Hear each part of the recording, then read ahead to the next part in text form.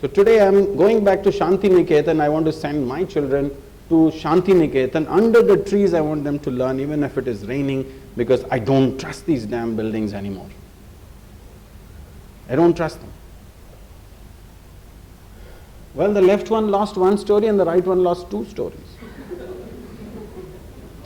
So there's also competition there. Right? Built by the same contractor, designed by the same engineer, and thought through by the same architect. Right? Now, the left building came down completely and the right side building is still standing there.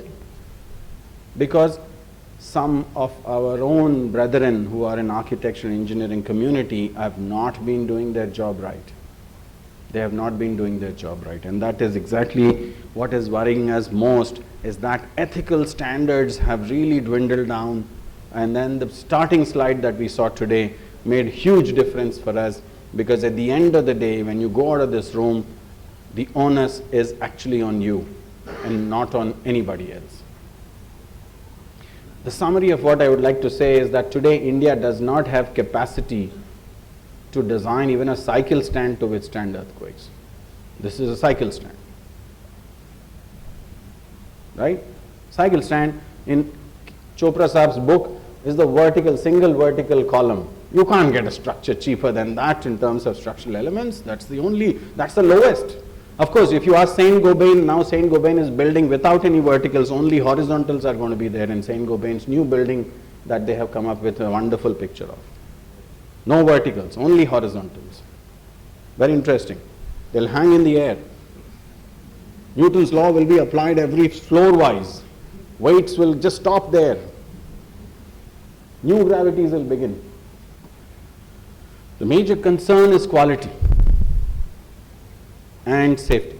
Two items that have been lost somewhere en route from college to practice. We have lost these two items on the way. When you reach home, your mother says, "Where is it?" That you put it in your pocket and you say, "I don't know what happened, but I lost those two, quality and safety." Both in self-built houses and in contractor-driven houses, and what images you saw tell you that it's a deep problem. What is difficult is that the owners, who are typically non-technical, cannot make sure that actually a building doesn't have safety. The owners cannot make sure. They trust, when you sleep on the train in the night, when you go from Hyderabad to Visakhapatnam, you have to cross so many bridges, especially the Godavari bridge. You trust the damn engineer that he has done the bridge right, otherwise you won't sleep. In fact, you'll get off, right, on the other side and walk or get a little boat to go across and then take the train on the second side.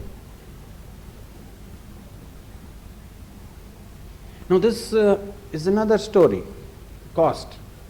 It's a very strange way cost is seen in India, right? Two separate barometers are there for cost, one for the structure and one for the finishes. For the structure, it has to be the cheapest, and for the finishes, it has to be the highest.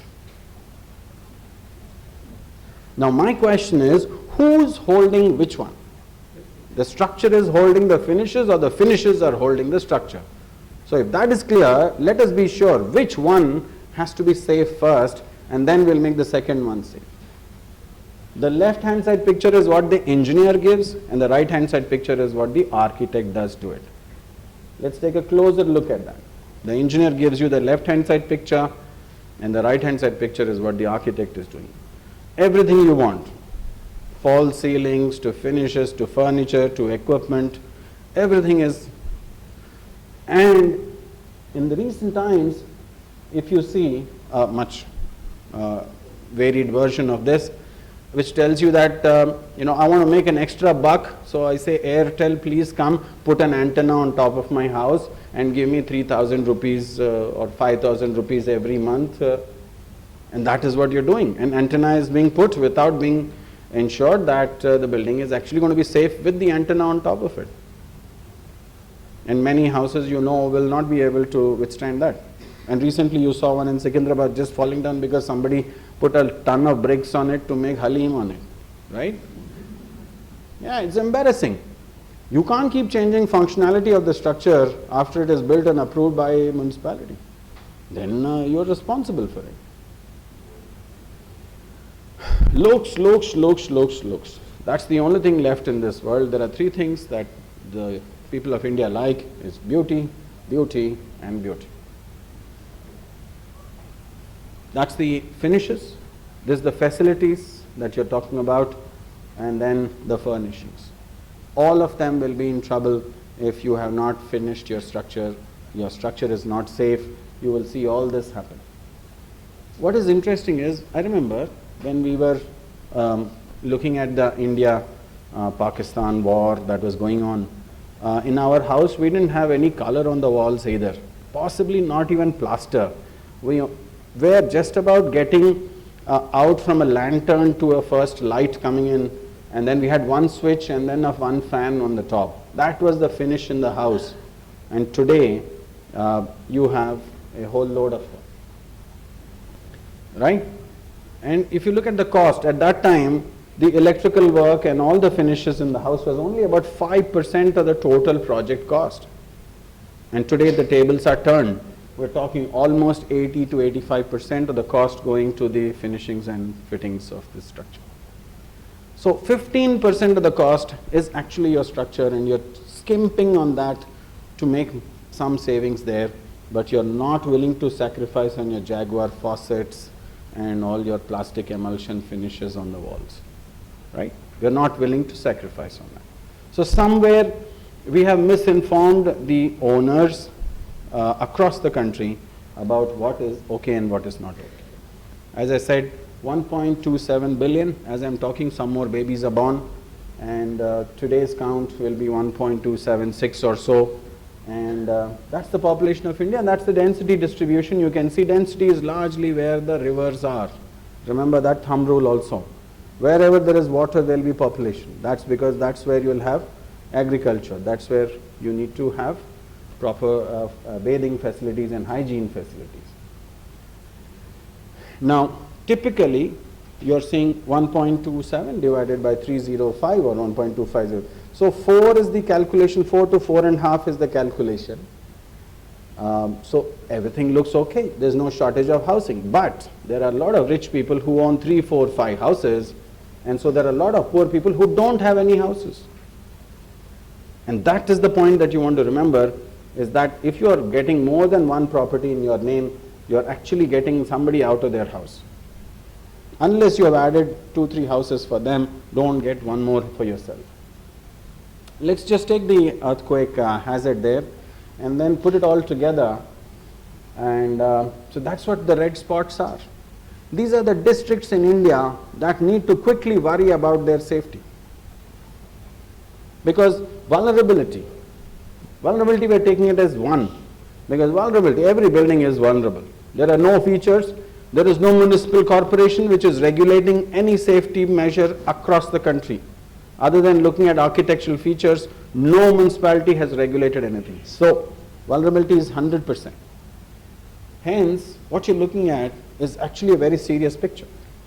And Andhra Pradesh is hot on it. Right? The rice bowl of India is hot on it. Telangana is also sitting neighborly there. Some districts of Telangana also on that. The Indo-Gangetic plain you can see, and then Kutch, Gujarat is also, because in Kutch, Gujarat it's not the density but it's the severity of shaking.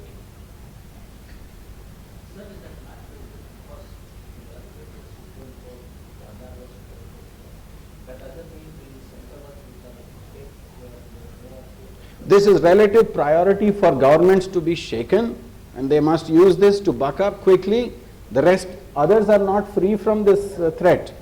This is the current understanding of hazard, and so current threat picture, but as the hazard picture changes, you will get a new threat perception. What we're looking at here is a story where in 1900s, early 1900s, the world had loss of life and loss of property. So did India. Today, in countries that they took life as a priority, they have very little loss of life. Even if one person dies, they go crazy and bonkers, and they want to get to the root of why that person had to die in a civil structural collapse or whatever. But that's not the story in India. We just give ex gratia. Only the amount of ex gratia has been going up since my childhood. I remember something like 5,000 those days, and now it is looking at 10, 15 lakhs, 20 lakhs. The number is only going up. It's not made any difference to the nation. If you look at states in India, you can classify them as those states who know what to do and they are doing what they are supposed to do. Second, they know what to do but do not do what they are supposed to do. That's called willful misconduct. So these states are the most, dangerous states. And there are this third set of states. They don't know what to do and they don't, of course, do anything about it. Right? That is ignorance is bliss. This is ignorance, but the middle one is actually the trouble for us. What is important to note today is that every death in every house is avoidable. Every death in every house is actually avoidable. That is when the engineers are accountable for safety, only then it can be avoided. If the engineers are not accountable for safety, they will never have this threat on them. They will never have a pressure on them. And India needs to wake up its engineers and architects. Some more quick look at this. 305 million houses, 68% rural, 32 urban as of today, and we said it will switch the other way around in 15, 20 years' time. Out of this, 3.6% is reinforced concrete, the so-called engineered, which is also unsafe. So actually we are completely unsafe. My prayer is, today the estimated housing shortage is 25 million houses. Can we make at least these safe? And that is what I pitch here in this evening today, that I request that you apply yourself to this cause at least, if not to the lost cause, at least to this cause. The new ones being built, at least make them safe. If you know why they are unsafe, the previous ones, you should correct yourself, and that is where I'm putting this through. Technical know-how is missing, so we need to work on education. Availability of money. Now, those are poor people's houses. Availability of money is also not there, but there are a lot of people. Today government has raised that money also significantly, and they're thinking of moving it to 1.5 lakhs per house of 300 square feet. So it is going to be much better for them in time ahead. People don't seem to be thinking that natural hazards are so much of a problem as much as road safety is, and which is true that on a daily basis more people die on the road in this country than any of these natural hazards. But that doesn't mean that as engineers we will make unsafe structures. As engineers we have to make safe roads and as well as safe houses. Both are our responsibilities. Let's take this responsibility seriously. And finally, there is an aspiration of every Indian that he wants to or she wants to build a pakka house, which is in their definition a reinforced concrete slab on top of the head. And we have to provide that the dream or the desire to be realized, and we as engineers and architects, we have to help them reach that aspiration.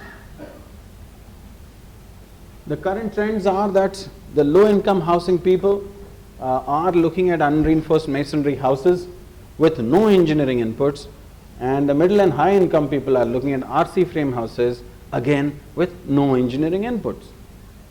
So virtually the engineering community has abandoned this entire act of building safer houses.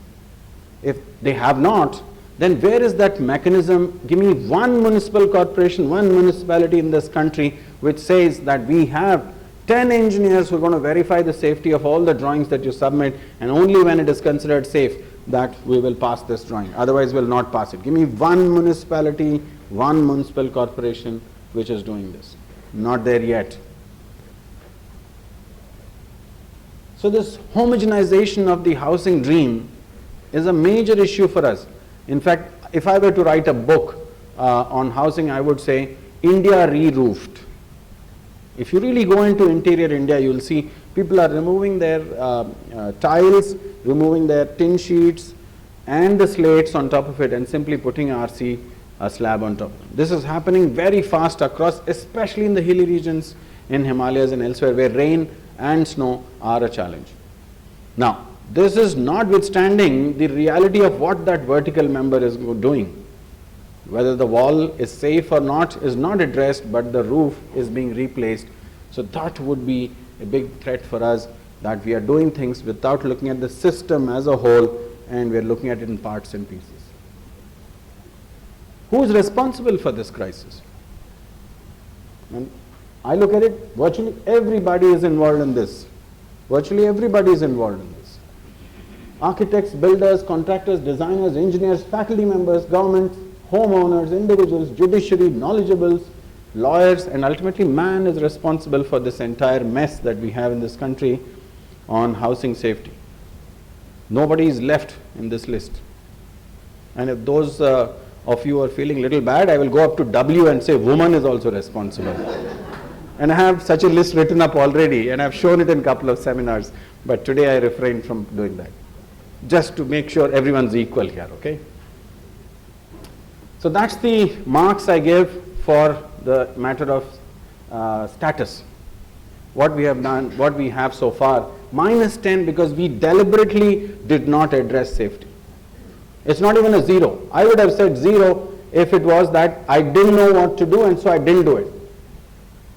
But time and again, event after event, natural disasters are happening. We're not learning from it. -10. So it's a full discredit to the professional community that we have to. Let's look at trends. Oh, that's a relief slide. Basically tells you that in 1960s, the highest dowry, you're in Andhra Pradesh, we should talk, Telangana, Andhra Pradesh, we should talk about dowry. It's a crime, but in 1960s, the highest dowry was to a civil engineer. Right? And I must mention here that the picture is coming back to the same again soon. I'll tell you why. 1947, India got independence, and 33 million people, 330 million people, and we built whatever houses, roads, hospitals, whatever. After that, we didn't do anything. So now, in the meantime, our population has gone 4 times, and so we have to rebuild this nation in 2014. And so, where are all our civil engineers? We need them back. Let's give them more salaries. I won't say dowry. I know I'm being recorded here. No dowries, please. No dowries are allowed, and only salaries should be given. High salaries should be given to civil engineers and architects because they will build this country again. Take a look at stock. This is 1991 statistics. 195 million houses only were there, and the masonry was totaling up to about 75%. Right? Go to 2001, and the masonry has now shot up to about 85%. And then go to 2000, it has gone up to 78%. Sorry, that was 75%, and then this is looking at 78% or so, 69%. The masonry is coming down with time here, and then the reinforced concrete is going up with time. This is what is the challenge. Watch these numbers together again. 41 plus 33 plus 10. That's about 80. 85% has been masonry for 3 decades in a row. And we haven't done much. The only change that has happened is unburnt brick became burnt brick. That is the only change that has happened in 20 years. But otherwise, masonry has remained masonry. And what did we do in the colleges? We left masonry to masons. No civil engineering program has masonry in it. Building construction as a course has little one line saying masonry, and that's it. Today, the number of faculty members who can teach masonry from the heart will be on this fingertips, 3, 4, 5 in this country. We have left it to the vultures. We have abandoned. The person who's supposed to throw light on the society, himself and herself, has abandoned this responsibility. So this is not acceptable.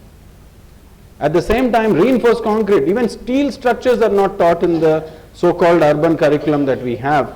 Even steel structures are not taught properly. The number of faculty members who can teach steel again is on fingertips, again from the heart, not from the book. Vazirani, Ratwani, Punmiya, Ramamatam, Kanetkar, you know those books? 1 paragraph of theory, 40 pages of problems. That one paragraph has a formula and 5 variables. In the remaining 40 pages, 4 variables are given, 1 variable has to be obtained. I mean, this is like disrespect of intellect on 40 pages. But we are doing it. We have abandoned steel, we have abandoned concrete. Masonry. Only thing that's left is concrete here. Very unfortunate curriculum in civil engineering today. Architects are little better. They spend at least 2-3 weeks drawing English bond, Flemish bond and all that. And we are adding to the housing shortage and housing unsafety in India because we have stopped the masonry. And of course, I talked about the mass migration that's happening. This is going to put more pressure on our reinforced concrete structures. And as of now, the reinforced concrete that is being built doesn't write home any good stories. The expectation is in the next 5 years, in this 12th five-year plan, we're going to spend 85 lakh crores. Those of you who don't know 85 lakh crores, 85 followed by 5 zeros, followed by 7 zeros. That is the number of rupees it has. Okay, and 1 crore, so India is not a poor country, if anybody thought India is a poor country. Half of this money will be spent by civil engineers, 1/4 of this money by electrical and mechanical engineers, and the rest will keep, rest of the country will keep the remaining 1/4. So this 25 million houses that we have to build, let's look at housing alone. For that we are spending 5,000 crores, let me say, in this next 5 years or 4 years left. And he's saying it's time up for me to go. Yeah. 1 crore, to do 1 crore of work you need 50,000 people, and to do 5,000 crores of work you need 1,20,000 people for 5 years, right? 1,25,000 trained housing professionals. Don't take anybody on the street. Every lady passing on the street is not your bride, and vice versa. Only one is determined for you, and that will come at the right time. Don't be in any hurry also. Don't waste your time in colleges. It will happen at the right time. Everything is determined. Trends, only 2 out of 10. Why? Because we don't have any willful misconduct. There are changes being made. There are important understanding that is collected here, and they are working towards getting solutions. So we're much better on the trend story. Status is very dangerous. Sustainability is the third thought. One thing that has happened, those of you who know that there is an idea, convert that through research into a product, right? But today, in housing, what is interesting is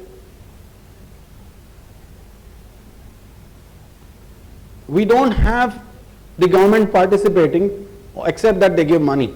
So it's the private sector and the academia. Knowledge has to be given by academia and private sector has to build it. That's not happening. What actually is happening is that the private sector is taken over.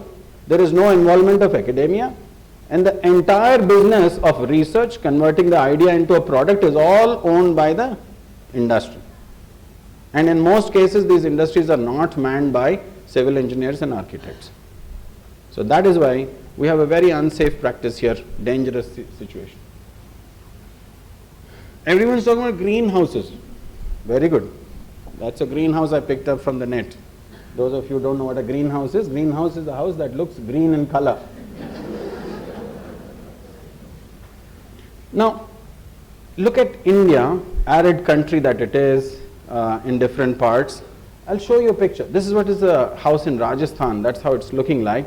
Do you think that you can live in that house when the ambient air temperature is 55 degrees centigrade at Churu in Rajasthan, which is supposed to be the place with the highest temperature? 55 degrees centigrade. Is it air conditioned? Is the hot air prevented from going inside? No, the roof is clear, right? The door is also not shutting properly. That's where people of India are living. And what are we doing here is the key question for them. Now, solar threat is pretty big in the country. Let's look at that. That's the solar map of India. And you have a whole spectrum from the very hot to the very rainy and the very cold and so on. But in India, we build the same houses everywhere. That's because it is market driven. The industry is pushing that same product, whether it's Himalayas or New Delhi or in Churu, Rajasthan or in Hyderabad or anywhere in Nalgonda district. And our own brethren, the Windows Wale, this is their building. In India, in tropical India, glass everywhere. And what are they talking about? Green points? Lead. So you're using too much of electricity. You're just saying that we'll use large amount of electricity, but we'll let it minimize that electricity. That's all. That is not what is lead for us. We are not leading properly from the front if you do that. So by looking at our Windows Wale, we are then going to do all this in our own buildings. So somebody wrote Karina on the hand. I am also going to write Karina. What will happen? My hand will get spoiled because she got married to that fellow. She is never going to marry me again, right? So why am I spoiling my hand? I should learn not to do this. This is another fellow who said, okay, sun is on this side, blank, no windows. Very good. What did he do in the ground story? Take a look at the ground story, open ground story, with a helipad on the top. Quickest way to, right? What has happened is, I am designing a building, nobody is checking my design in this country. I am constructing a building, nobody is examining whether I am constructing properly. I am analyzing a structure, nobody is verifying my analysis. I am going scot-free. What it means is, even if I have got the best degree from any college and I have got good quality control in myself, nobody is assuring quality. Nobody is looking over my shoulder to make sure that I am doing good quality work. No quality assurance. Take a look at this example. If there are 10 steps in each of the 4 activities of modeling, analysis, design and construction, then the efficiency, even if I make one mistake, 99% efficient, in 10 steps I get 90% efficiency. In 4 of these acts, I will get 60% efficiency. But if I have a quality assurance company sitting on my head, I will make only 1 error instead of 10 errors, then my efficiency is 96%. Believe me, quality assurance is a very powerful activity if you take it seriously. You need to have quality assurance in the building and housing safety. Otherwise, you want to see pictures? More pictures and pictures. We will collect as many pictures as you want to show you, and then you can keep wondering about it. And if you collect those pictures, then your curve is going to go steeper and steeper to the left. The life of the structure is going to come down faster and faster. And this is the truth of today's reinforced concrete construction. IIT Kanpur is built with reinforced concrete structures. 1960, they're still standing. But 15-year-old reinforced concrete structures are all corroded. Right? This is the modern reinforced concrete that we are building. Not a good situation at academics or even professional level. I think the finishing instinct, the last lap, we are not running proper. And we are always looking at somebody from the West coming and like Santa Claus giving gifts to us and going away.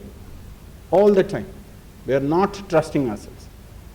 So my question is, how long will you keep appreciating their excellence in their product development, outstanding stadium, great lighting work, or an excellent car and all that, and then abandon India? This is what troubles me most, is that why is it that our roads are like that? Why is it we can't build our country? We need to look within. We need to understand this one word which that old man said and died, self-reliance. Okay, 67 years ago he said it, but still we are not understanding what he said.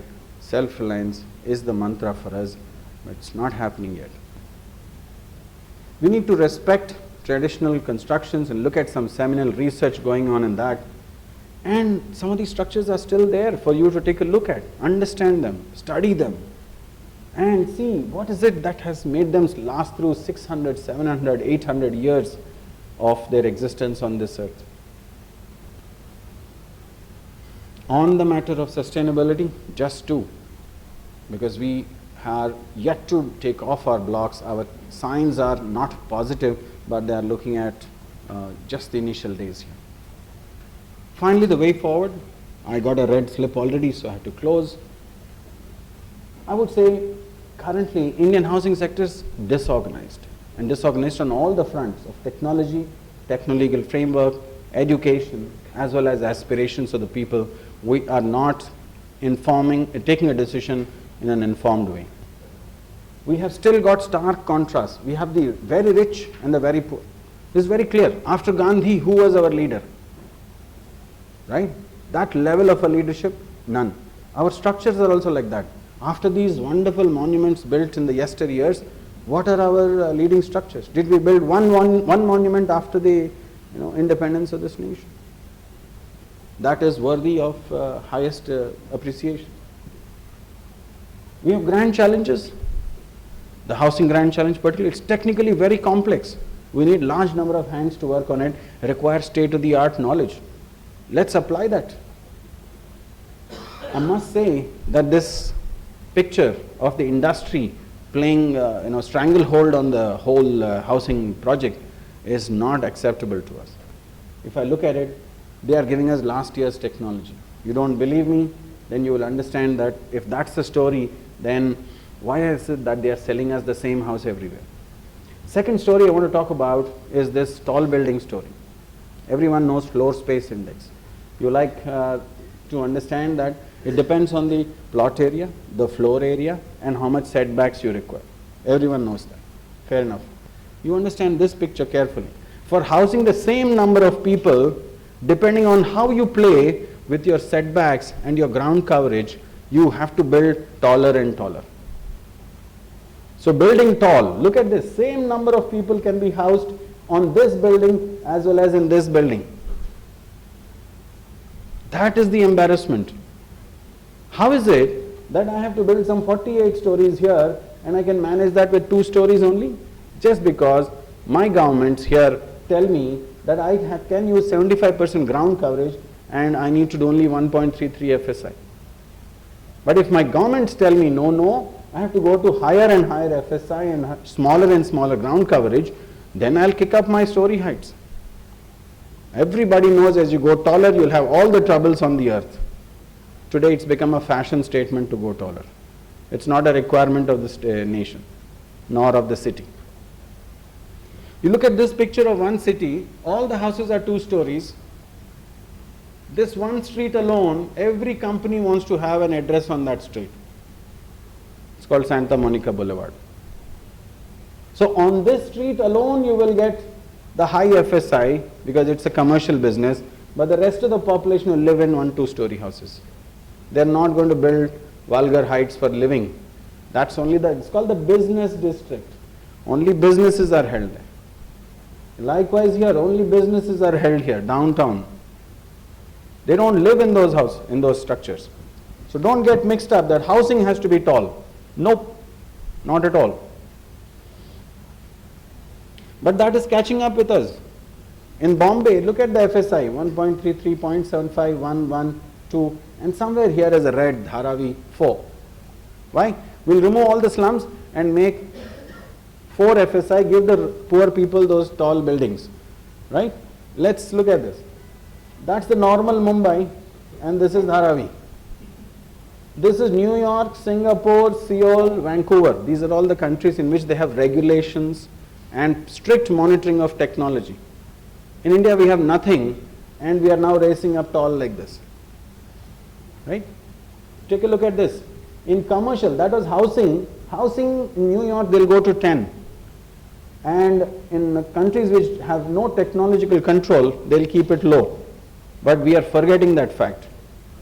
Look at this, FSI in business, 25. Right? This is Mumbai. And then we'll suddenly jump up here to 4 now.